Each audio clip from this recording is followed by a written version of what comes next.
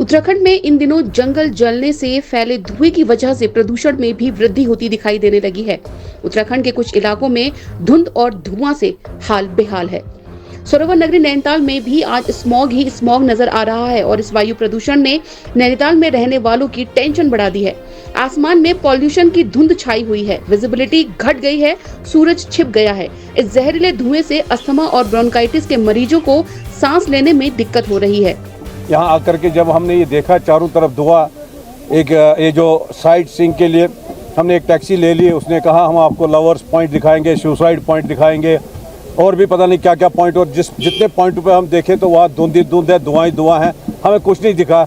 हिमालय दिखते थे कभी पहले यहाँ, जैसा हमें गाइड ने कहा, लेकिन हमें कुछ नहीं दिखा। बहुत ज़्यादा बड़ी, मतलब एक तो ये हो गया कि हमें जो चीज़ें यहाँ कहा गया था कि हिमालय दिखेंगे इस पॉइंट पे जा करके, और वहाँ धुएं के सिवा कुछ नहीं दिखा।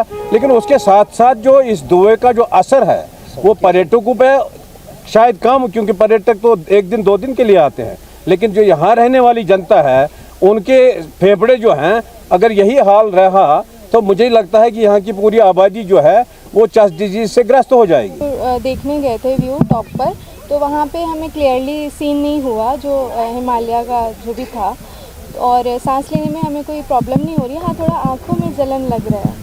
जिला अस्पताल बीडी पांडे के वरिष्ठ चिकित्सक और हेल्थ एक्सपर्ट डॉक्टर दुग्ताल ने बताया कि वायु प्रदूषण बच्चों और बुजुर्गों में अस्थमा और फेफड़ों की समस्याएं बढ़ा सकता है।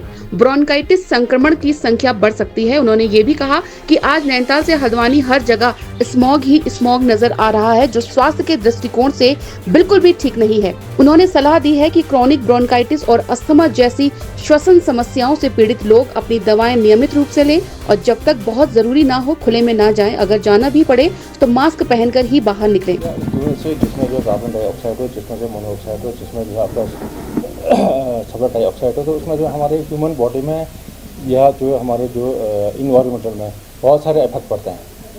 ह्यूमन में बहुत सारे, जैसे एलर्जी का है, कोई दमा है, बढ़िया हार्ट की प्रॉब्लम बढ़ सकती है, सांस की बीमारी बढ़ सकती है, स्किन की एलर्जी हो सकती है, खांसी जुकाम है, तो ये सब चीज़ें बढ़ जाती थी। आँख में है, कान में है, इसमें भी आँख में एलर्जी होने के चांसेस बहुत ज़्यादा चांसेस है। तो बचाव के लिए कि आप जहाँ जाते हो, तो जहाँ पे धुआं है वहाँ पर एक आप मास्क लगा लें।